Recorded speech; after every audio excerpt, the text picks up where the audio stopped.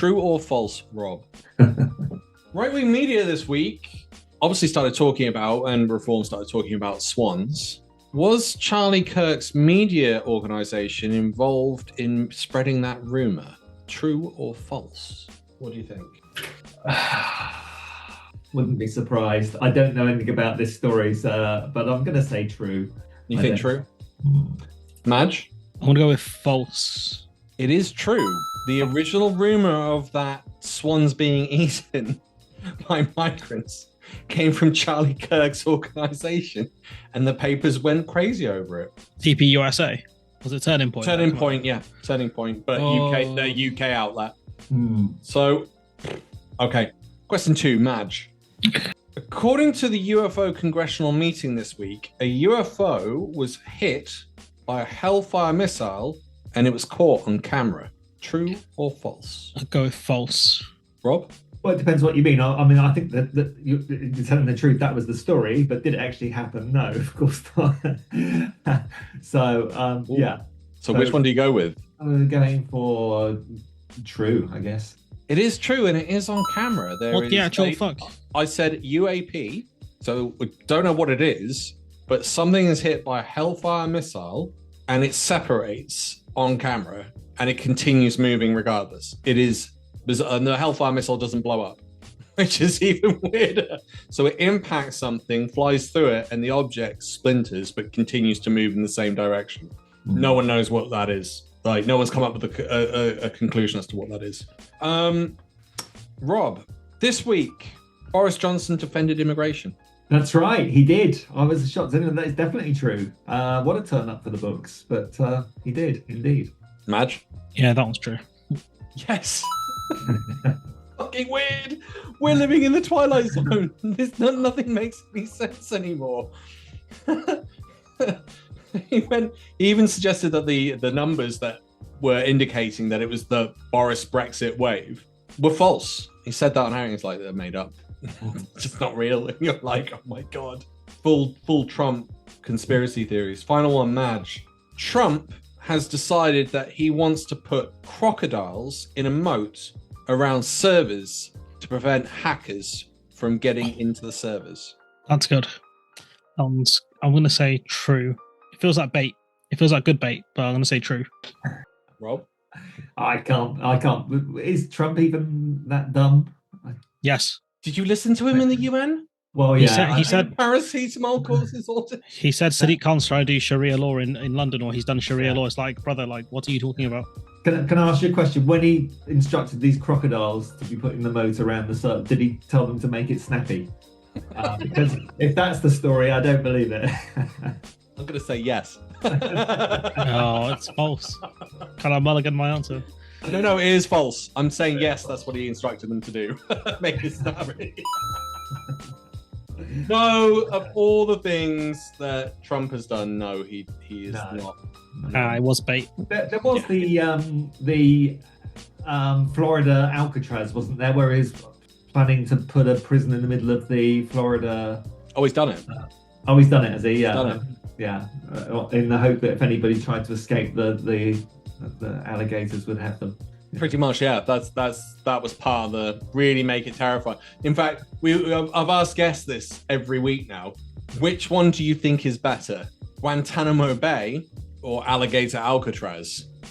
So, Rob, I'm gonna put this bonus round. Who has a library, Alligator Alcatraz or Guantanamo Bay? Oh, a library. I would have think probably Guantanamo Bay, because I think Alligator Alcatraz is meant to be Guantanamo Bay on steroids, isn't it? So they probably wouldn't have a library there. Correct. Okay. Guantanamo Bay or Alligator Alcatraz, who has a computer room where you can play football games? Again, I'd say Guantanamo Bay. I think, yeah. You are correct. Yeah, I think they're just trying to turbocharge the penalty of Alligator Alcatraz. But they've made a terrorist hub better quality than migrants. One of migrants who just crossed the border supposedly to get a better life. Anyway, right, shall we get on with it?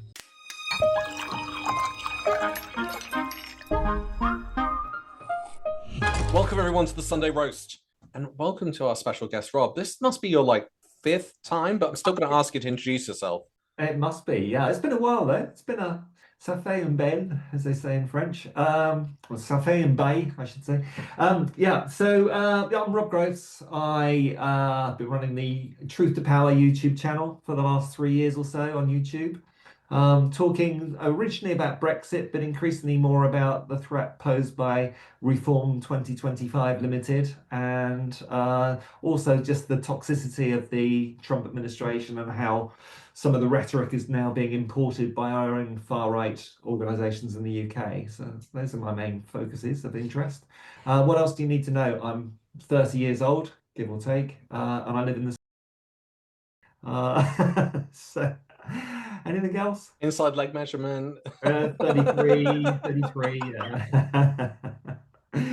I am actually going to have to edit that out because I don't want people knowing where you're based. There's a lot. Really? There's too many lunatics out there. Yeah, to be honest, Alex, I get death threats and things. Honestly, I do. It doesn't. I'm too old to. Have you really?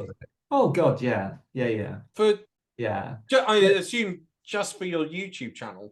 Just on the comments saying, we know where you live. I've had, you're going to find yourself dead in a ditch one day. Somebody said, yeah, but not for a while. I've had about 4 or 5 months of death threat free life, but it does happen. Yeah, there's a lot of hate out there.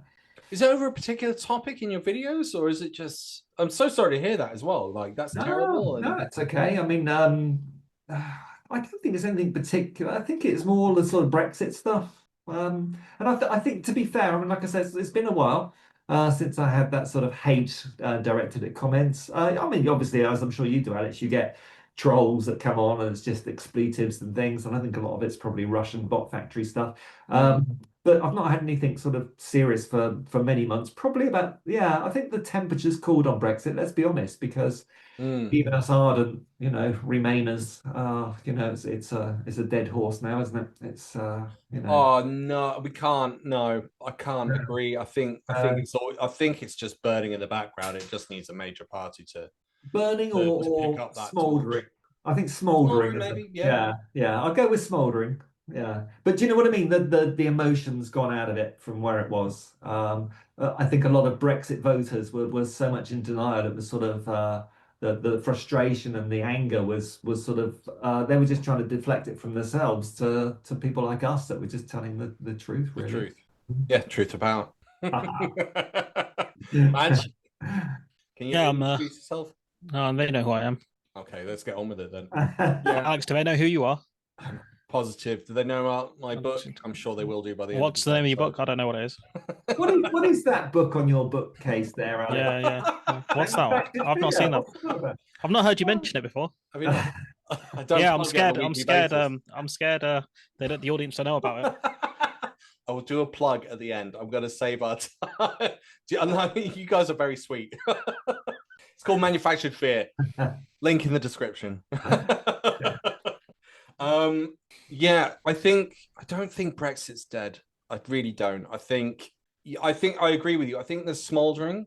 I think if one of the opposition parties picks up that mantle, like the Greens or the Lib Dems, it could reignite it very quickly as a serious policy.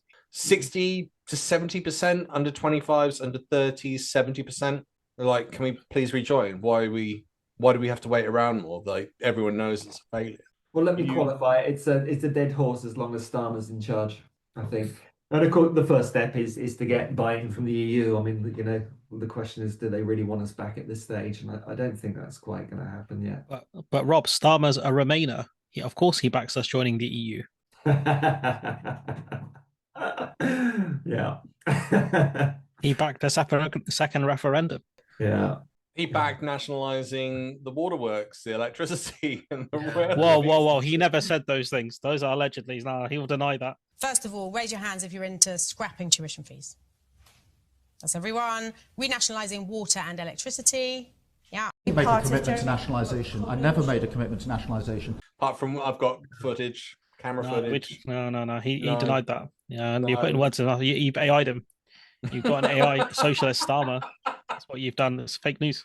That's what you've done there. Nasty work, that is. God, we really are becoming more and more Trump. Do you think? I think I think there's an element of it being dead in the knowledge that Reform could be the next party. And interestingly, a news story broke this afternoon, Thursday when we record. A news story broke this afternoon claiming McSweeney has been swindling 750k away or hidden it in the background. Madge, can you explain to our viewers a little bit more what's been going on? From what I read, and this is a story from actually a couple of years ago, but someone that's not linked to the podcast, so I'm not going to plug that book, is releasing a book about it, about fraud. And he hid a load of donations from the Electoral Commission.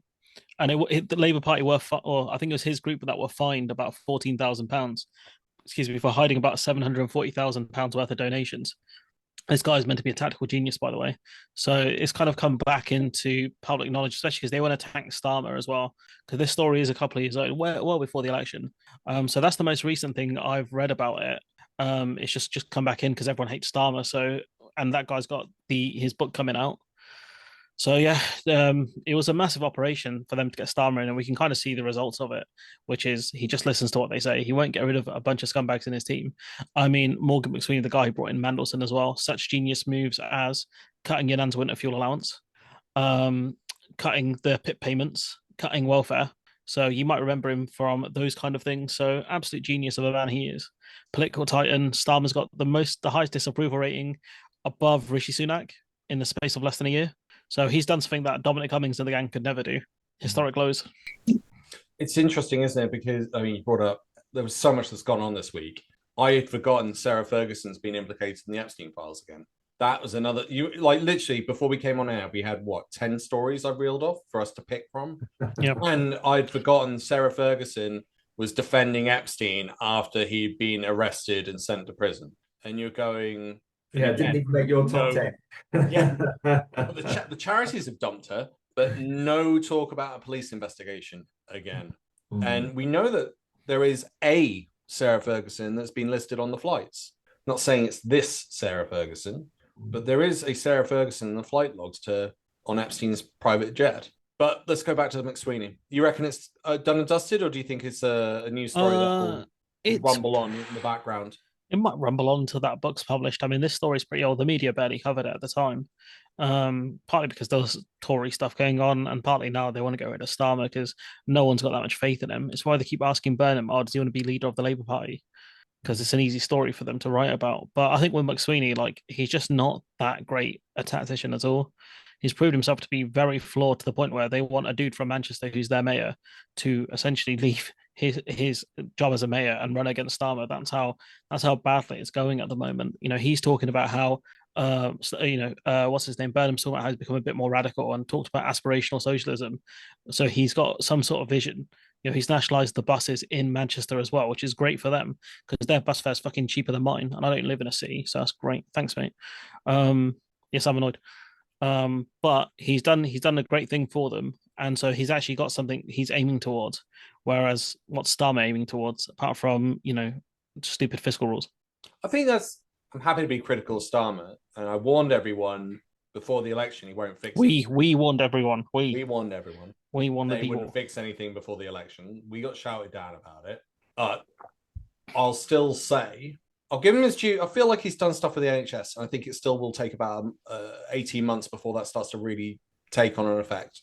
I'm happy to give, if he's done the good work there, I'm happy to give it to him. I've got no problem with that. The rest of it is a shit show. I don't believe the economy is going to fix itself. I think people who have got money are gravitating towards the Reform Party. He won't stand up to Trump. I don't see any economic plan that's going to come to the forefront to reduce everyone's cost of living. And that's one of the biggest issues. He's jumped on the bandwagon of migration, which ironically this week Boris Johnson was saying is a good thing. I mean, are we in the Twilight Zone, Rob? What the fuck is going on? How have we got to a situation where Boris Johnson is on air saying, who do you want to kick out? Ukrainians? Who are you going to kick out? The Ukrainians? You want to kick out the Ukrainians? No. You want to kick out the Hong Kong Chinese? Well, look, the blue line is... You want to kick out the nurses? Boris. Who do you want to kick out? On the legal... actually, we have a problem of emigration. We've tried telling that to people who can't get their kids into a school, who can't get a doctor's appointment, whose children can't get jobs. They're being undercut. We've got people fleeing this country at the moment. Very rich people, because of the taxes. If we want zero nurses, if we want nobody to come in for social care, if you want, we can have zero, right? That's our ability now. Hong Kong Chinese? No. The nurses? No. Care workers? No. Doctors? No. Who are you going to kick out? I was like, I've not heard anyone bring that up.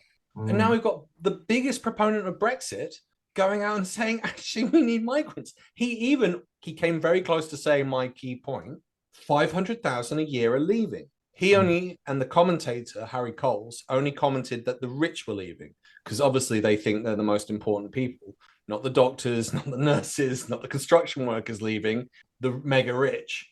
And you're going, no, 500,000 a year leaving is a fuck up. But it was wild to see Boris Johnson saying stuff that is almost common sense. What are your thoughts, Rob? I think, like with everything else, Starmer seems to have completely misplayed the whole situation. I mean, I think if you talk to the people on the street, and I've been doing a bit of Vox Pop recently near where I live. It didn't go well, to be honest. I live in a Lib Dem constituency, but it's quite incredible the sort of the wave of hatred, and we're besotted by Union Jacks, and people have gone down to the park and painted England flags on all the swans and that sort of thing. Sorry, you probably heard that joke somewhere else. But, got their crayons out, But the thing is, there's two very separate issues. There's, first of all, I mean, I agree with, I've never said this phrase before, I agree with Boris Johnson. Of course, we need migration into the country for jobs that British workers are either don't want to do or are incapable of doing, because the education and training in this country has declined so much over the last few decades. But of course, the big thing, the media attention is all on the boats crossing the channel, which is a tiny, tiny proportion of overall immigration. But that's what they're banging on about all the time. I think if Starmer was to extricate himself from this with credit, he needs somehow, his focus needs to be to separate those two issues.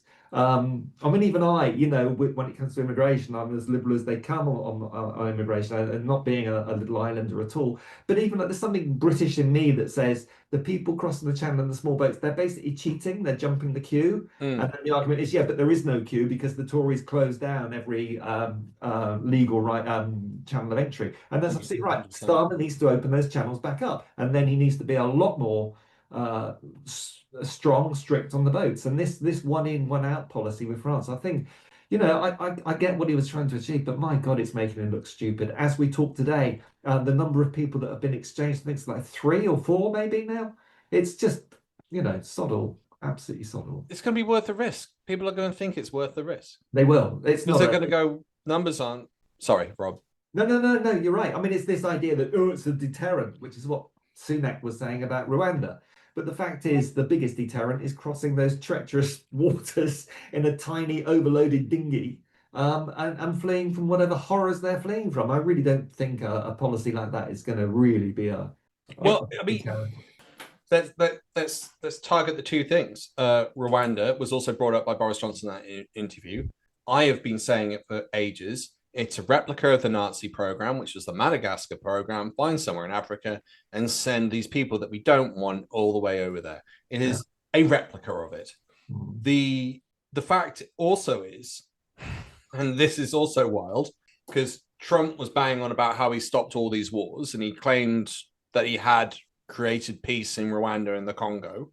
But it turns out that Rwanda are financing a terrorist group in the Congo called M23. I have no doubt that the money that we gave them is being used for that. I have no doubt that the homes they built for us have now been sold off, and the money will be used for financing that terror organization. And the irony with all of that talk about peace in the Congo and Rwanda, the governments might have had that conversation, but according to outlets who have spoken to M23, they're not part of it.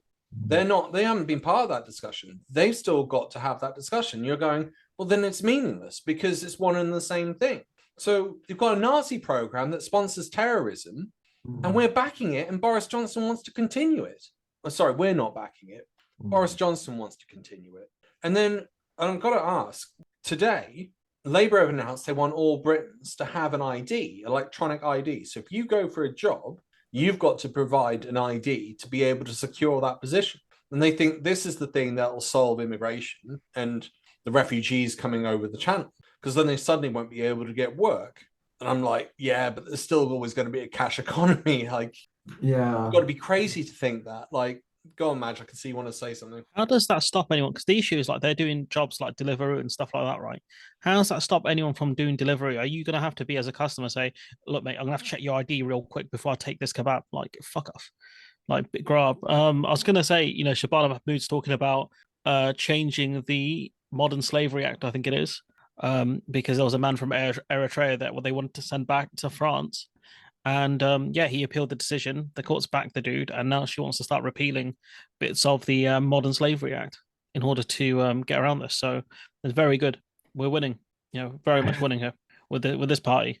Off air we talked about how the courts backlog is at its record highest, and this absolute donut in Starmer, swapped the ministers around. So the minister who was dealing with was Shabana Mahmood, who is now going to war with the courts, was the person in charge of justice. So you've just switched out a person who could have been dealing with the court backlog if they weren't a complete moron. And now you swapped out for David Lammy, who was foreign secretary. And now he's going to have to figure out all of this stuff and figure out a way to deal with the massive increase in, the amount of prisoners we have in this country, as well as deal with the court backlog. Mm. And you got a chancellor who doesn't want to spend any fucking money. But crime's going down. This is another wild thing. Yeah. Crime is going down, but we haven't built any brand new prisons. And so that's part of the reason that you've got this issue with the prisons. And then it comes back to that bigger thing. It's almost like there's a pot of money, but there's only enough to go into one sector. So if you put it all into the NHS and clear that back, you're not going to have any money to go into the justice system and the prison system to fix those issues. What the calculation they've made is we've got a limited amount of resources because they're dumb fiscal rules. So what we're going to do is spend it in a way where the voters will get the most perceived benefit, and therefore they'll vote for us again. So the NHS waiting list is obviously very important because a lot of people use the National Health Service versus the amount of people who would use the courts, and you're used to a backlog court system.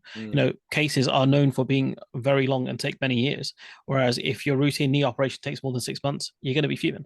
So it kind of makes sense on that end, but I think there should be more money available really for all of the projects that we need to get going, because waiting, I think it was a Secret Barrister, they put out an article, it might have been a year ago or so, where he talked about how it's affecting, obviously the people who are the victims of crimes, because they're having to wait many years, especially for complicated crimes, to get processed.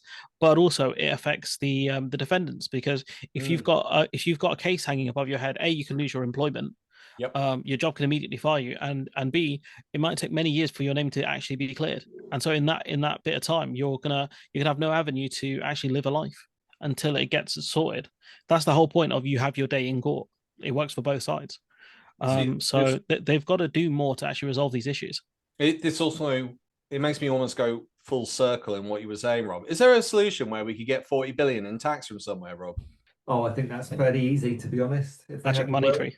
Yeah, first of all, this is it. If you listen to Richard Murphy, I don't know if it's somebody you follow, but he says we're going about it all wrong in terms of we're treating the UK economy as though it's a household budget, and it's just so completely the wrong way of looking at it. We can print our own money, and people say, yeah, runaway inflation, that what happened in 1930s Germany, but if you're spending that money on investment projects that are going to provide a return, there's no inflationary impact or very limited. He's watered down things like the Green New Deal because there's no money. But it's shot himself in the foot. That would have led to far more economic growth. It wouldn't have led to inflation. We'd print the money. It's being spent on investment that's going to provide a return.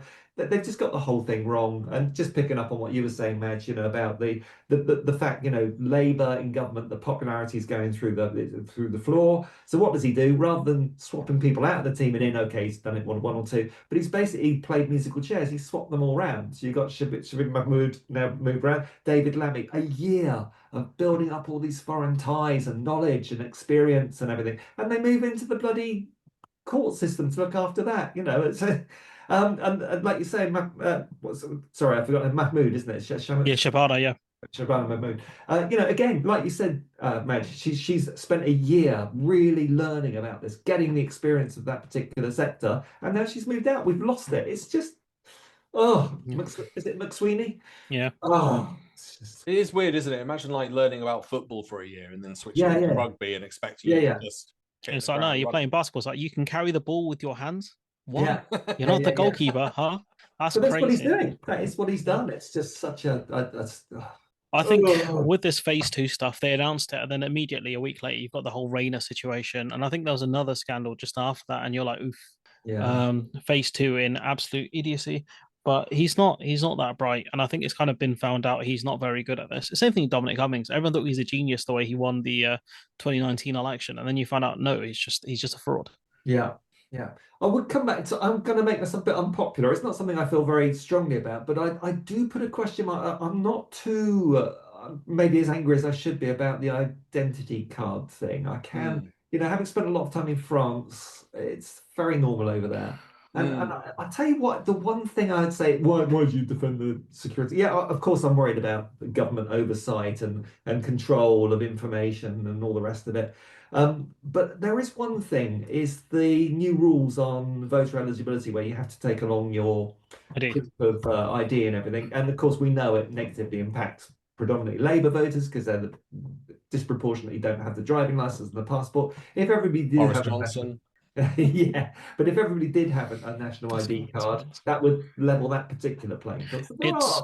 It's a digital card though, so I don't know if you'd be able to use that as voter ID unless they have a whole system. It's a digital card, right? If that's the case, man, forget it. I think it's a digital thing. I think Alex will look at it in the edit, but I'm pretty sure it's a digital ID thing that they would look for.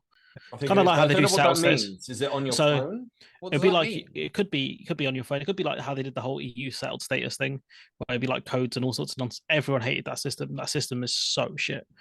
So like it could be something like the settled status thing, where maybe they put a code into like a Home Office website, and they're like, "Oh, that's you. You've been here forever, or whatever." But the whole job application process is you give them a passport anyway. So I don't get what the point of it is, unless it stops people renewing passports because they have the online ID thing, but I don't know. Because eventually you have to change your picture anyways on the digital ID. I don't know that, and you're going to need all the database and stuff. And given how shit government IT always is, I've got no faith in them to do that. So I'd be more surprised at who gets the contract to set something like this up. To be honest, that's what I'd be looking at. That's just I found out. Did any of you see Tucker Carlson's 9/11 documentary? Are you even aware of that?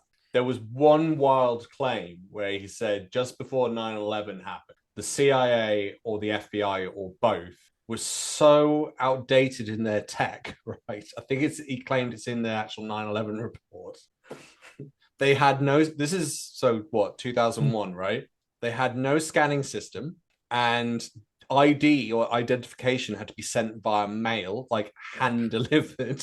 And then he claimed, right, that in order to save a file, you had to press 12 buttons to save a file. And you were like, what fucking tech? Like, I remember the Amstrad and the Amiga. I do not remember it taking 12 buttons. It sounds like a file. It sounds like the start of your mum joke. Your security service is so shit, you have to press 12 buttons to save a document. Like, what IT system requires this? There's no way. That's he's chatting shit. There's no way. There's no way. The report, and I've heard other news agents. I only came across the Tucker Carlson investigation of 9/11 because of the Young Turks. And again, you could take all these organizations with a pinch of salt. I've never read the 9/11 Commission report. I just thought that was quite an interesting thing. He could be lying, but it's such a weird thing to lie about. The only Tucker Carlson clip you need is the one where Jon Stewart dissed him for wearing a bow tie, and then he stopped wearing bow ties. That's the only Tucker Carlson thing I want to ever hear about, because that scene is infamous. Now, this is theater. I mean, it's obvious. How old are you? 35. And you wear a bow tie. Yeah, I do. I do think you're more fun on your show. Just my opinion. But Jon Stewart goes one-on-one with his fans. You're as big a dick on your show as you are on any show. So when it comes to government and tech and using it, I mean, do you remember when Nadine Dorris's stint as the digital that was I will not have you besmirch Nadine Dorris on that video. That video is hilarious. That video is one of the funniest videos I've ever seen. Forget government comms in any company's history. It was so good. The UK is passing some new legislation to make the internet safer for the younger generation. It's effectively a framework to protect internet users from scams, illegal content and anonymous abusers. It will force big tech to stop their terms being breached and puts in measures to defend free speech. But is it true it will impact freedom of expression? No, we put in legal protections in the 19th section. Another thing we're doing to the laws we're passing is tackling online crime and cyber flashing. If companies fail to comply with the law, fail to protect the users that they're responsible for, the regulator Ofcom will have the power to fine. So platforms must keep people safe online. She had music in the background. She was doing gesture. I was laughing so much. It was great. It was a great video. Explained concisely what she was doing as well, which most government comms don't even do. You know, the government poster of yeah, you you had the government comms of Fatima doesn't know it yet, but she's gonna have a job in cyber. That shit's trash. Get me those videos with the stupid music any day of the week. That was great. I loved it.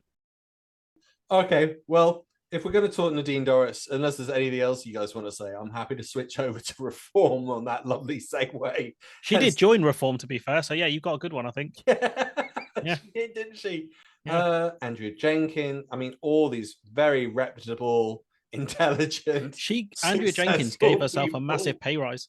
Andrea Jenkins, I think, gave herself a massive pay rise recently. So are you joking? No, she's a mayor, right? Yeah, of Lincolnshire, right? Yeah. I'm pretty sure she gave herself a massive pay rise. Yeah. How much are we talking? You Google it. Can we get you to do a? Are we doing a live fact check? I think we're not going to do a fact check because I wanted to know because I got a funny feeling it was an extra 100K. It was. I think. Yeah. You've jogged my memory, and I'm like, it can't be. How can she give herself a pay rise? They said there wouldn't be any pay rise, any fact checks on this one. That's what Trump said. No. Yeah, Mayor asked. No, she hasn't given us. Sorry, she's asked for it. Okay, I misspoke. Mayor asked for an extra £147,000 to help answer emails. Okay, so it's not her own pay. It's someone's kind of misdone it. But she might be asking for it. Has asked for 147K increase in her office budget to employ people to help us. So she wants a bigger team. Then that's not as fun. That's why we have edits. But someone framed it as she asked for 147K pay rise. So yeah, sorry Andrea, but yeah, she's fake working on singing though. Yeah, it's fake news. Yeah, but however, her comments about Trump, ducks, swans, that was all true. She thinks people are going around eating ducks in Boston. You aware of this, Rob? But people eat duck. People can eat ducks anyways, right? I've never tried it, but people eat duck. French people love eating duck, so suddenly now it's a problem. Do you reckon they're up there like with dogs and cats? No, I am bringing in Trump here a bit, but also like because it's all batshit coming out of Reform right now. They just make up anything. To be honest, they're gonna be like they're eating squirrels next. Like, what's wrong with that? If you want to eat a squirrel, yeah, they're gonna be like a public. I don't know, man. I don't get it personally, but Rob, you're about to tell us you're a vegan vegetarian, aren't you? I've done very well. You've had me on screen for quite a few minutes now, and I've not mentioned that I'm vegan, so I thought I did very well. Yeah. Well, I don't know, man. With the whole ducks thing. I agree. And what's the difference between eating a pig and eating a duck or a squirrel? I don't get it. It's all animals. It's all rotting flesh, as far as I'm concerned. You're the second person who said that, and I'm just like, eh. Are we heading into a Pulp Fiction conversation? No, it's okay. Personality. I like the Pulp Fiction stuff. That's great. But no, honestly, man, I don't. They just make anything up, and people believe it. That's the worst thing. Or people want to believe it. It's like when Joe Rogan talked about how kids are dressing up as cats, and they use a litter box, and then it was debunked, and he was like, "But imagine if that was true. Imagine if people were eating swans and all this kind of stuff. Like, parks are like visited by lots of people. If someone's trying to fight a swan, you'd know about it. Like, swans are notoriously very loud creatures. So we get into this like ethical conundrum where we've got people, a third of the people in the country have £0 to £250 in savings. They live paycheck to paycheck. If they were that desperate for nutrition, what is the ethical argument to say that they shouldn't go and hunt squirrel, duck, swan if their job is not paying their bills and their rent? Can I just fact check, Madge? I've got a fact check, Matt. I can't just sit here and let that go. I'm sorry, Madge. Yeah. Do you hear what he said, Alex? He said swans are notorious for being very loud creatures. Why are they called mute swans if they... Because they're the quiet ones. All I've seen is the fucker from Hot Fuzz, right? I'm pretty sure it was barking at dude and it snapped his arm. They are Maybe it's ducks are loud. There is a supposed we're going to have a fact check again, aren't we, Madge? Oh my days! Oh god, I'm going to debunk twice in one podcast. Can be great. Are swans loud? Well, they're meant to be strong enough for their wings if they hit you in the right time or the right place that they could break you up. They can't. Alex. Google AI. Rumor. Guess what my brother does for a living? My brother. Guess what he does for a living? What's the Royal Parks of the Swan? He is the swan herd. Is he?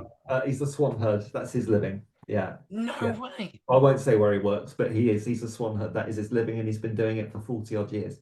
So swans don't make noise. Any questions you have about swans, just ask me. If I don't know, I'll ask my brother. I'm looking at the Google AI here. Ultron has said, yes, swans can be loud, though their noise level depends on the species and context. While the mute swan's mute name is a misnomer, as it makes loud honks and snorts during fights, flights even. I think that is. I've got my glasses, and the wings produce high pitched sounds. So they're not very quiet. All right then, I'm back down. Ducks are also very loud. I have to walk past them all the time, and they make this stupid sound. It sounds like they're laughing at me. Yeah, honestly. But I'm a bit like, do they want them starving? Like, or is it because the swans are owned by the king? They just don't like people. Yeah, I mean, you kind of like if you're fighting swans in the park for food, it does kind of ruin the mood of the park, So I'm just here, just chilling, chilling big with my ice cream. That's definitely not 99p, even though it claims to 99, fuming. And you're fighting. You don't have the same thing with a deer. Yeah, but I think, and they have Bambi. Bambi was one of the biggest movies for like 2-3 decades. And no one had a problem with killing deer and eating deer. You can go to any shop and get venison, but you can't get swans. It's what Rob said, and it's like, where do you draw the line? It's like, in the whole horse meat thing happened in the UK where companies were using horse meat instead of like cow meat or something like that. The French were like, yeah, who gives a shit? Yeah. And I was like, yeah. I kind of see what they mean by that. And also, still, you should really label stuff properly. But the whole point is like, where do people draw the line on stuff? And, even though the French eat frog's legs, they've kind of got a point. One of the rare times I'll agree with the French, which is a strange year for me. So fair enough. They had 2 wins this year. That's all I'm going to say. By the way, it was a load of bollocks, and Reform are spouting it out exactly like Trump. And Trump was talking about them eating cats and dogs, which was also complete. In Springfield, they're eating the dogs. The people that came in, they're eating the cats. They're eating the pets of the people that live there. Swans were being eaten in royal parks in this country, that carp were being taken out of ponds and eaten in this country by people who come from cultures that have a different... Would you agree it's happening here? Neither of us can prove or disprove. Who are taking the carp and the swans? People who come from countries where that's quite acceptable. Well, I've read headlines that it's Eastern Europeans, Romanians and people like that. So I believe. It's because people want to believe it, man. I'm telling you, people want to believe, like, if you don't like a group of people, you want to believe the most heinous things about them. And people want to believe, like, people that come into this country will just eat, like, anything they can find because they're animals. And that's why we have to, like, stop migration and deport people. That's what they want. They just want to believe all this kind of nonsense because that's all they care. They hate other people. Yeah. I'm going to drop what I did this week. I went and saw Barack Obama live in O2. Which was very, very cool. And he got talking on the subject about populism and the rise of populism, why it's happening, and the pushback we could do against it. And he definitely cited that it was an issue within the UK without obviously name dropping Farage or Reform. The interesting thing I thought was that he said an interesting term. He said... And it sort of jolted something in my head. He brought up the fact that they were talking about blood and soil as being their like sort of core populist aims. And then he popped out, and I was like, "Yo, yeah, I mean that's Farage, isn't it? You've just brought it up. They create this identity and they create this ethos that people are coming into the country are culturally inferior. And you go, well, there's the blood. And then the soil is the fact that they keep thinking that if they kick all the migrants out, then they'll suddenly be able to free up hospital places, despite the fact there'll be no doctors and there'll be no nurses. We'll train our own, mate. We'll train our own with no one. Rob can be a doctor. Rob, I'm sure you could. Alex with the scalpel. Yeah, you guys. Sure. Yeah. You just retrain. Mate. Just retrain, yeah. Yeah, just retrain. Yeah, a couple of months. What's your diagnosis, Rob, on what he's saying about Barack Obama? What's your diagnosis? Yeah. Well, it sounds like hero worship, doesn't it? But you're not a fan? Yeah, no, I am. I don't. Well, I Do you remember the Michael Moore documentary about the Michigan, inflammable tap water? And, and it was I remember horrific. the only thing that I remember of Barack Obama on the negative side is he went there and pretended to drink the water to reassure everybody it was, and he wasn't actually drinking it. And that one scene sort of just darkened my judgment of him a little bit, to be honest. Me too. And the use of missiles and the immigration deportation. In Obama's defense, if only he had the chance to actually deal with the kind of issues that, would have stopped populism in America from happening. I'm sure if he had the chance to be president, he would have done a much better job and stopped, the rise of people like Trump. Rather than Biden, you mean? No, I meant like because he was president, he didn't do much, and then after him came Trump. But if only he had the chance. He never had both the Senate and the House Congress. Yeah, their system. He only ever had one or the other, didn't he? Yeah. Didn't do a lot with anything he had though, and then he did more foreign wars, so maybe he spent less money on blowing people up. Yeah, and of course Trump's achieved an awful lot through executive orders. Yeah. He also vetoed a lot of UN resolutions that would have stopped Israel as well in settlements and things. So that's great. What was the thing? Did he help the beginning of the recognition of Palestine though by making the US abstain from voting? That was one of the last decisions he made, wasn't it? Yeah, which is quite interesting. And then the UK and Canada and Australia just piled in as well this week. I don't think his decision about a decade ago really did much. I think they're trying to put as much pressure on Israel as they can for the two-state solution, which you need two states for that to exist. Although Netanyahu doesn't seem to know that or doesn't understand it. But I think the amount of pressure like international leaders are under, I think is one of the reasons why they want to actually do something, because they're going to be in the history books of doing absolutely nothing. When everyone's like, "Oh, I can't believe Nazis got away with all this stuff in Germany. Why didn't anyone do anything?" It's like, you've seen it live. A bunch of world leaders like, "Oh, Israel, can you stop that, please?" And it's like, "No, do something," and no one has. Well, Eric Cantona came out this week and was like, "Kick them out of." Cantona, yeah. 4 days after Russia started the war in Ukraine, FIFA and UEFA suspended Russia. We are now 716 days into what Amnesty International have called a genocide. And yet Israel continues to be allowed to participate. Why? Why the double standards? FIFA and UEFA must suspend Israel. Clubs everywhere must refuse to play Israeli teams. Current players everywhere must refuse to play against Israeli teams.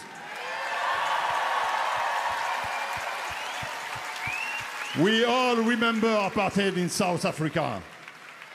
The sporting boycott was critical in ending apartheid in South Africa. So we have power. You have power.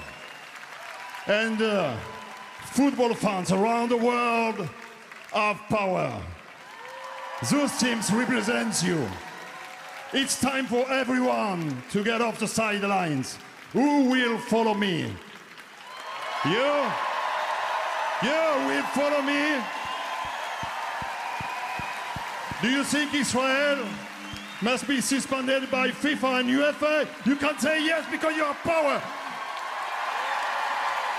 UEFA. Yeah, they should. Speech. They kicked out Russia for the same thing in Ukraine, kicked them out of Eurovision, kicked them out of a lot of different things, to be honest with you. So, yeah, I think this point's fair. There's a slight difference. I mean, both sides have been putting pressure on the other, but Ukraine didn't send troops in first to Russia, and then Russia retaliated. The argument, I'm saying the argument, I'm not saying I agree. The argument would be that October 8th happened, and then the retaliation happened, and it went overboard. Yeah, they've always been. Yeah, but the caveat is Israel's clearly been following a policy of that of the Native American. You put settlers in the vicinity or on their territory, or move them into their actual property and create a stir. They push back, and then you can retaliate more, which is exactly what the Americans did with the Native Americans. Yeah, nothing excuses what Hamas did on October 7th. There's no one can ever make an excuse for what they did. And I'm not making an excuse for them. what Israel has done is consistently go on a campaign of just massive expansions wherever, in parts of the West Bank where there's no Hamas. So like there's no defense for what they're doing as well. Like no one can say like they're dealing with Hamas by going to the West Bank. With the Russia thing, I think Putin's argument was he's trying to protect people in the Donbass because the civil war is still ongoing at that point, which is complete nonsense anyways, because he helped spark that civil war. So but both these kind of groups coming up with absolute nonsense arguments. But no one's really doing anything about it. They've put sanctions on Russia, but everyone knew that wasn't going to do much because he planned around them. Yeah, well, to an extent. I think for the most part, to be fair, he didn't think this war would drag on this long, though. He thought he'd have dealt with it in about a month. And then that's it out. And then you can get rid of the sanctions and calm everything down afterwards once he's just puppet. That's what he did with Crimea. But so. And no one did anything, including Trump. Although he says he could have stopped all the other stuff. There's a lot of things. Nonsense. That geese will make of anything. He'd say like if he was around during, if he was an adult during the moon landings, he would have been there instead of Neil Armstrong. I'm sure he'd claim that as well. If he played football, he'd have scored more goals than Cristiano Ronaldo. That guy would claim anything. He could have claimed anything. If he didn't go into real estate, he would end up as Batman. I'm sure he would have. He just said that as well. Yeah, we got him in the episode. We did it. I want to go back a bit. Sorry, Rob. Rob, I want your thoughts because it was something we were talking about off air. Do you think reform's starting to unravel? Because we've had Jenkins. Sorry, we had Andrea Jenkins this week being nuts. The problem is, Andrew, there's now a pattern of reform politicians saying things that, frankly, the people who are actually at the front line of these things go, there's no evidence for this. But can I just say, look, I was a councillor in Boston, and there was a serious issue with our ducks on the river with them being stolen and eaten. It is a fact. Come to Boston, ask the local people. I mean, I don't know about the case in Boston, but in this case and that's going back 10 years ago. There is clearly no evidence. Well, clearly you don't. Would you like to come to Boston? Andrea? Are you doing yoga there or something? To try and calm yourself from, speaking on a panel with somebody who's in reform? I mean, very bizarre reaction you have there. Andrew, but there is no evidence for this. You accept that? I mean, the people literally... I've seen evidence in Boston myself 10 years ago of the ducks. We're not talking about Boston. We're talking about swans in royal parks. Your leader went on the radio and said he had heard, or he... Well, he'd heard. Yeah, but you can't just go around saying you've heard stuff, can you? Apparently you can. Apparently you can. The royal parks who run the park said there was absolutely no evidence of this. It is extraordinary. What do you think they'd actually want to put that out there? We had Farage being nuts. We had Richard Tice being nuts. Your health advisor, Asim Malhotra. No, stop there. Okay. That is a disgraceful slander, and I want you to apologise. Sorry? That is a disgraceful slander. He is not a health advisor. He's never been a health advisor. Okay. And I want you to apologise. I apologise. Right. I apologise. Start again. I know this chap because he worked with me to write Reform UK's health policy. All about different things, either conspiratorial or refusing to criticise Trump. The president, that he believes immigrants are eating people's cats and dogs in Ohio. Is he onto something? Whenever he says something like this that sounds absolutely crackers, in the end, there always proves to be some truth in it. You think Haitian immigrants are eating cats and dogs in Ohio? I'll have a tenner with you. That within the next month or so, we find some evidence of it. You're that convinced? What the scale of it is, I've no idea. But you do think some cats and dogs are being eaten in Springfield, Ohio? I think Trump generally, when he says these things, is proved to be right. And the poll ratings have gone down this week when I checked. I think they lost 2 to 3 points. What are your thoughts, Rob? Are they on one survey, I think it's I'm trying to think what they called More in Common. In 1 week, Reform's lead over Labour has shrunk from 9 points to 3 in 1 week. Oh wow! So it's lost 6. Yeah, they've lost 2/3 of their lead in 1 week. That's obviously hot on the heels of when you think of when the fieldwork was done. This is hot on the heels of his grip and grin meeting with Trump in the Oval Office, his absolute evisceration at the congressional hearing when he was comparing his own country to North Korea. At what point did we become North Korea? And the voters don't like it. And obviously, Farage has been very good at surfing this tide of anger, but I think that only takes you so far. And I might be being the eternal optimist, but I really do think that wave is beginning to break now. I think as the voters in the UK really get to learn more about what reforms stand for, the more they learn about them, the less they like them. Now, I mean, obviously, it's all about immigration, the focus on the small boats and things. But beyond that, what do they really believe in? They're very much against the green agenda, which, as I've said already in this program, I mean, this is one of the main breaks on the UK economy. We're not investing in the energy sector and many other sectors as well. They're threatening to get rid of all sorts of regulations in terms of public safety, employment rights, just basically the guardrails that are in place at the moment to keep us a safe and just society. They want to remove them all. They want to get rid of banking regulations. They want to get rid of environmental protections.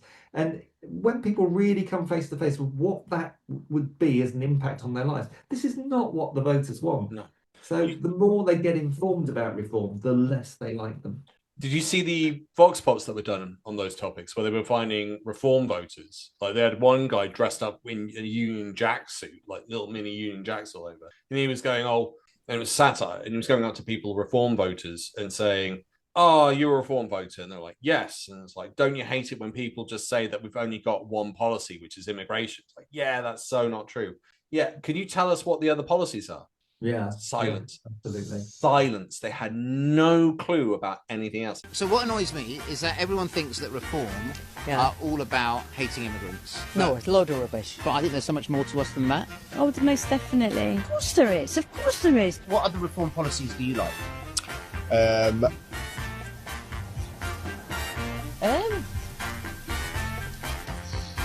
mean, I can't name off the top of my head. To be honest with you, I can't remember them all now. Shall I help you out? No. Give me a second. What other reform policies do you like? Spend more money on the NHS. That's actually not one of our policies. So we want to cut public services by £150 billion. Wow. Okay. And then there was, I think it was the TUC who went and did another Vox Pop in Clacton. And it's exactly what you said. They were like, do you think, you should be fired after if you're ill for too long? Do you think you should be able to get sick pay after being ill for this amount of time? Do you think your contracts should be cut whenever you want? And they're like, no. And then they were like, well, that's what Nigel's voted for. Yeah. And then the real kicker was, and this said so much about how they view Nigel, they're like, I'm going to go and talk to Nigel. Nigel, you can't do that. I'll have words with him. And it's like, you have no chance. You have zero. How has he positioned himself in such a way that people who would vote for him don't realize they can't go anywhere near him, and he will have little or nothing to do with you? They see this guy that they could go and have a drink with down the pub, big smoker, big drinker of real beer and all the rest of it. I don't think they even know that he's privately educated. I don't think they know that he's an ex-commodities trader. I don't think they know that the major donors to the Reform Party, oligarchs like Aaron Banks and people that really do not have the interests of the Reform voters at heart. These are people that are on the side of the big corporations that want to get rid of consumer and worker protections. And I'm sorry, I sound like a liberal, wet-minded, out-of-touch person, but they've been had. Anybody that says they're voting reform, unless they're in the top 1% of the wealthiest in this country, they're being had. They're falling for a con. Farage is a grifter. He's a fake. I'll add to that. And again, it was something else that Obama said. He said that one of the key issues he thinks society is having in the West was that this ethical approach to government seems to have gone to the wayside. And that if you have that, you're considered a bit hippie, namby-pamby, for want of a better description, weak, wet, whatever, and that you're over-emotional. And I then went, Farage has said he wants to run government like a business. And I think, I can't remember if you said it earlier or off-air, I think you said running it like a household finance, which you can't do. And you're going, government isn't business. It's not there to make a profit. It's a different dynamic. But it's so telling that they want to run it like a business. And you're going, so you'll cut out all that ethical stuff that you need to think about and replace it with just numbers and making a profit, which doesn't exist in government. And yet so few people have picked up on that in the press and pulled them up on it, and you realize that doesn't work. Yeah, it's just a complete naivety, Alex. I mean, just picking out one thing that Richard Tice said. He said last week, I think, that he wants to cut the number of people employed in HMRC by half, and that's going to save X billion. But he doesn't think of the next stage. Where are those people going that he sacked from HMRC? All the tax they're paying back to the Treasury from their salary, they're going to go on the dole, a lot of them. We're going to end up paying unemployment benefit to them, other benefits perhaps. This massive, so they just looks at the salaries and said, we're going to save that amount by adding up all the salaries and the national insurance contribution. And it's just, my cliche with reform is it's not that simple. I think you'll find it's more complicated than that. And I think that should be a motto that every time that reform is seen, on the telly or you're watching a podcast, they should have the strap line at the end. I think you'll find it's more complicated than that. And that is basically the answer to everything reform say. I'll add further to that. And again, it was interesting hearing Obama talk about this, and it was in relation to AI. And you got the impression, because he's set up a number of organizations after being a president, he's been keeping a key eye on it. He sort of hinted that he's still talking to a lot of the tech people that he met when he was president. They've kept in contact. And he was basically saying a lot of the white collar jobs are going to go. And he cited them, and it's stuff that I've witnessed. And I've talked about it off air to people. Lawyers, accountants, they're going to lose their jobs. Very rapidly, he reckoned, in the next 5 to 10 years, they're just going to go because you'll just go to an AI. And he said he said it won't completely go. He said the very high end people will stay because they'll still have use and people will still want to interact with humans instead of getting the AI over. But he said it'll just be the very top echelons. And we're already seeing that within, I think there was a report that came out this year from a newspaper saying that one law company was no longer hiring low-level people. Yeah. Paralegals, yeah. And I'm going, you've got a bunch of guys that are going to come in and they literally want to take us to an era of classic liberalism with a smattering of racism and Victorian-esque Christian values. And you're going, I'm going, we've got AI coming. We've got climate change coming. We need people who are really up to date with tech and how it works and how to come up with really good solutions. Are they really the people that you want in charge to deal with AI when their attitude is to go back to the Victorian era and stick little kids up chimneys? You're like, fucking hell. So they have no moral compass. They care about numbers more than people. And they're more interested in old values of the 1900s than you've got to deal with this AI problem. We will be fucked if they get in power. I will say that now because I'm hearing their policies and the stuff that I've said that are 21st century problems they won't fix. The 22nd century stuff is almost on our doorstep. They have no chance of solving any of those problems. And I think for me, and I'm sorry to rant like this, if they get anywhere near power, we are absolutely fucked. Shall we end the show there? Very good. Is that a fair assessment? Here. Yeah. Do you want to talk about Trump being a wackadoodle as well? What, me? Yeah. I think the rant said it all. What's to be said? I mean, he's. Let's remember who he is. He's a TV personality from a game show, and he still thinks that he's a TV host on a game show. The way he's running the White House, doesn't he? It's just a game to him. It's just a demanding fealty from people. It's all about the ratings. He's just treating it all like a TV show. He's creating his own Truman Show for himself, blending reality with televisual experience. What did you think of Kimmel coming back then?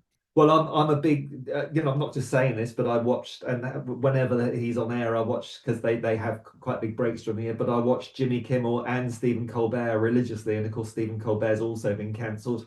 His show finishes next summer. Theoretically, given that from what CBS have said, who is the employer, because it doesn't make sense. They're making X amount of dollars loss each year. But the fact is, his viewership figures are higher now than they've ever been. So Kimmel or Colbert? Or both? Colbert, yeah. And of course, well, Kimmel is now having the hugest audiences he's had ever, thanks to Donald Trump. So Donald Trump's actually given. Do you remember when the Big Breakfast got cancelled? No, I don't. Did you ever watch The Big Breakfast? I remember The Big Breakfast. Yeah, Chris. Denise Van Outen and Johnny. Oh, yeah. See, I'm going back. I'm older than you. I remember Chris Evans doing Chris it. Evans Yeah, as well. Johnny. I grew up with them because they had Zig and Zag, so you ended up watching it Oh, and realizing it was like adult humor being embedded within all of it. And Yeah. was it Bob Geldof jumping on the bed with? Yeah, Paula Wilcox. Yeah, was that the? Yeah, that got way out of control. Yeah, So yeah. I remember watching some of that, but it's just something that's quite interesting because they've now set this deadline on Colbert, and he knows he's going to go and he's going to get paid whatever. I think he might start to see that he's got more and more freedom, and his ratings will continue to go up because he's gone. Okay, unleash. Like, you're going to fire me anyway. I'm a multi-millionaire. The end's coming. I'm going to just start releasing stuff that's just more and more controversial and less restricted. He's worth watching, Stephen Colbert. I mean, the thing, Donald Trump picking a fight with both Kimmel and Colbert. It's not just Kimmel and Colbert. They've got hundreds of people working for them, a large proportion of whom are incredibly talented and witty scriptwriters. So when Trump takes on Colbert or Kimmel, he's taken on a whole team of professional scriptwriters who are witty, incisive. Yeah, he's on a loser with it. He's going to come off worse, Trump, I'm sure. What do you think, Madge? I don't know. I only watch Jon Stewart because Jon Stewart's funny. But I think going after comedians is never really a good idea, to be honest. And it does show you, like, when it comes to cancel culture, they cancelled the guy. They put pressure on his employer, and they said, "Look, fire him, or you're looking at losing your license." So I find the interesting thing with that, because I keep hearing it, is that they got backlash. Like, a bunch of celebrities came in. I think, Rob, you said off air that Disney lost a huge number, so many subscriptions. The website crashed. The how do I people unsubscribing from Hulu and Disney Plus. It crashed their site. But the other thing was they were on a roll with what had happened with Charlie Kirk. And I've got to be careful here because I don't condone what happened to Charlie in any way, shape, or form. It was interesting watching Kimmel come off. He was almost in tears and choked up about what happened to Kirk, which is fascinating to see. I was not expecting that to be the thing that got him. But it was interesting to see that they were on this road to, we're going to terminate the left. We're going to get rid of it. And if they just stuck on that path instead of putting pressure to have, they were on the path of saying that Kimmel had to be removed from TV. It sort of took the wind out of the sails from this big push they were having to say that the left have gone too far and they need to be removed. It almost took the wind out of the sails. Did anyone else notice that, or? Not massively. I've not followed this story a ton, to be honest with you. After he got shot, I was just like, yeah, it's pretty bad. You've not been following it at all? Not really. I heard of Jimmy Kimmel losing his job over the Trump, but I think Trump and the FCC put pressure on Disney to get him gone, or they would revoke the license. That's about it, really. I've seen some people talk about how it's the left who killed him or whatever, and then everyone's like, the guy who killed Charlie Kirk was a massive right winger, and they're like, oh, but it's the language the left use. I'm like, bro, he's one of your guys. Like, your guy killed your guy. Like, grow up.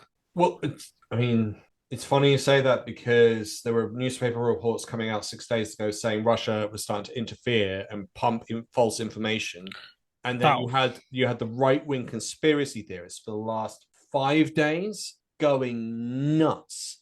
They were saying that Charlie Kirk's wife, Erica Kirk, was doing satanic signs, that she was working for Israel, that she benefited off the money, that the assassination didn't make any sense, that the bullet came in from a different area. It made no sense that the bullet didn't exit the wound. Then you had footage being released saying the bullet did exit the wound, even though it looked fake. You had conspiracy theorists talking about that. You had people questioning about the gun. And this was a wide range. It was YouTubers, TikTokers, but also Joe Rogan was questioning the narrative. And you're going, fucking hell. Like, America just looks absolutely fucked. And the biggest irony, I thought, was the fact that the head conspiracy theorist, Donald Trump, has created this on steroid conspiracy theory belief in America, especially after January 6th. And it's now coming back to bite them because you're going, you've got MAGA supporters suggesting Charlie Kirk's wife was the beneficiary of Charlie Kirk's death. And you're going, what on earth is going on in the States? And this is all a distraction from the Epstein files, which again is coming back to beat him, Alex, just as you were saying, because, he spent all those years building up these conspiracy theories, promising to release the Epstein files, and he ain't doing it. It's fractured MAGA. It's absolutely fractured MAGA. Did you see? He said paracetamol, Tylenol, which is their version of it, or whatever the company that makes it, gives people autism or gives kids autism, and they said that's nonsense. Release the Epstein files. The company came out and said that. Are you joking? No. Lovely response. What a lovely retort. Have a look. I saw it on Twitter, yeah, and I'm just like, oof, like, yeah, they said that's cute. Release the Epstein files. So Don't give Tylenol to the baby. It's been a rough week for Tylenol. Hi, I'm Kirk Perry, CEO of Kenvue, the company behind Tylenol. And I just want to say, we hear you. You don't want you or your future children to have autism. That's why we're proud to announce Tylenol No Autism, or Tylenol Nautism. With Tylenol Nautism, we've decided to remove the ingredient acetaminophen completely out of our formula. Same fast release, now with zero autism technology. No longer will you need to fear your child having incredible memory and never forgetting your birthday. No longer will you need to worry about your child having expert knowledge of computers before they even reach middle school. No longer will you need to think about your kid having exceptional pattern recognition and pointing out that you only flip-flop when the man in charge tells you to do so. The pill inside this bottle isn't on the spectrum anymore. It's off spectrum. So if you're an ignorant little sheep that believes that this is anything more than the man in charge of the country lining the pockets of his buddies with even more wealth and continue to perpetuate unwarranted stigma around autism, then maybe Tylenol Nautism is for you. See you at the pharmacy. Did you see Nick Ferrari had Nigel Farage on as a guest and asked him if he supported Trump's assertion that there was a link between Tylenol and autism? Awesome. And Farage couldn't bring himself. He didn't have the balls to say, no, he's talking crap. He never does that. Who knows? I'm not a doctor. I don't know. It's like pathetic. He's just he always does that. So let's wait and see. Yeah. And then Trump just eventually backs questions. down. Yeah, I'm just asking questions. Oh. That's his classic. He loves doing that. He loves asking questions. Yeah. So does Eric Clapton. Nigel, who paid for your girlfriend to buy the house? Was it a Russian donor? I'm just asking questions. Yeah. Don't get mad at me. I'm just asking. I'm putting out in the ether. Nigel, where'd you get the money from? Was it Donald Trump? Is that why he won't criticize Donald Trump? No, you're just asking questions, Nigel. Just asking questions. I have no idea what the answer is. I'm just asking questions. I just want to know what the answer is. Why is it that you cannot criticize Donald Trump? Have you ever criticized Donald Trump? Are you in the Epstein files? I'm just asking questions. How did she buy a house that's worth her net worth? How does that make sense? And why is he such a fanboy of Putin as well? Why did he say that Putin was the leader that he most admired in the whole world? What's that all about? Just asking questions. Just asking questions. Could have done a segment on questions with ask Nigel Farage. That would have been great. Go on then. What's the question you'd ask Nigel Farage? We each got one question. What would you ask? I don't know. That's a tough one. There's so much I'd want to ask him. Do you feel like you can represent working class people being privately educated? That's what I'd ask him. Rob? Oh, I mean, what's the point of asking him a question? Because you're not going to get a genuine, honest. Rhetorical questions. That's what we're going to ask him. Questions. Ask him a rhetorical one. You might wind him up though, which is quite satisfying. Because anytime I've seen a reporter ask him about his finances, he gets very short. Did you also back Brexit? Because you got kicked by a horse. Yeah, the greatest LBC clip ever. Yeah. On that note, thank you so much, Rob. Thank you, Alex. Thanks for the invite on again. Nice to meet you, Madge. Yeah, you too, Rob. Likewise. Lamp, Manufactured Fears, the book. Yeah, absolutely. Cheers. Bye-bye.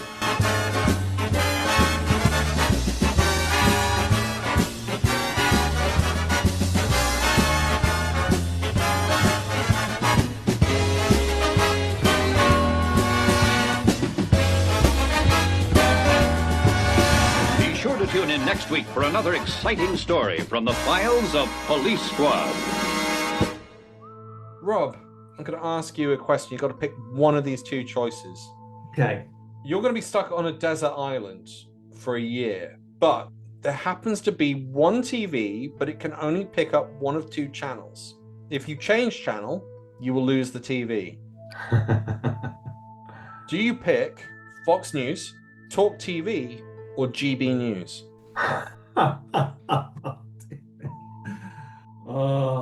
Oh, good grief. That's like saying, would you rather eat a shit sandwich or stick your head up a dead bear's bum? I don't know. Listen, I think I'll probably go... I can't remember her name, but there is one liberal commentator on Fox News who's really worth listening to, that she goes on Fox and Friends and things, so I think I'll probably say Fox News, also because I'm scared to go to America anymore after launching my channel 3 years ago and all the anti-Trump stuff I've said. I'm not so invested in American politics. I mean, I have worked out there a lot and stuff in the past, but I've not been for years. So I think Fox News would, it's a bit more arm's length. It's like the difference between somebody stabbing you in the arm or stabbing you in the eye. You can sort of dissociate yourself a bit from a stab in the arm. In the eye, it's like too up close and personal. So that's why I go Fox News. It's like being stabbed in the arm rather than being stabbed in the eye. Does that make sense? Makes perfect sense. It's just hilarious. It's like I watch Fox News. It's like being stabbed in the arm. Oh, there you go. Yeah. Oh dear. Sorry. That's quite funny. Okay, Madge. Come. Same conundrum, but you got a DVD player, and once you put the DVD in, you can't pick anything else. Okay. Do you pick Doctor Who? Except every time the Daleks turn up, it's Boris Johnson with a plunger and a whisk instead of the Daleks talking like a Dalek. Okay. Do you pick Game of Thrones, but the dragons are Boris Johnson flying in with a what's the thing that he used to fuck? What's the line that he used? I don't know, bro. I ain't watched that show, I'll be honest, so I have no idea. Which one? I ain't watched Game of Thrones, bro, I'll be honest. So you're not a Game of Thrones fan? Nah. It just, every time someone spoke to me about it, all they spoke about was it had nudity in it, and I was like, okay, I'm not invested in this show at all. I spoke to someone about it, and that's the one thing they mentioned. I'm just like, bro, I'm not invested in the show. Okay, if you wanted a good show, I'll give you the other option then, which I had in mind. So it's Lord of the Rings. Oh shit! Except Gandalf is played by Boris Johnson. Oh no, that's disgraceful. That can't have that. I'll take Doctor Who with the Daleks being Boris Johnson. That's hilarious because they always lose. So the Daleks never go win. Upstairs. Huh? The Daleks don't win. So, and say the better medieval show to watch is Merlin. Anyways, Merlin's a banger show. But I would say I'll take the Daleks because they don't win. At least the dragons do shit from what I heard. At least Gandalf does shit. Gandalf, real bad man. It'd be Boris Johnson as Gandalf. Yeah, I can't have that. That's disgusting. That's wrong. You could have him as the other dude, as Saruman. You could have him as that. That'd be hilarious. Boris Johnson. I feel like that's more of a Boris Johnson thing to be.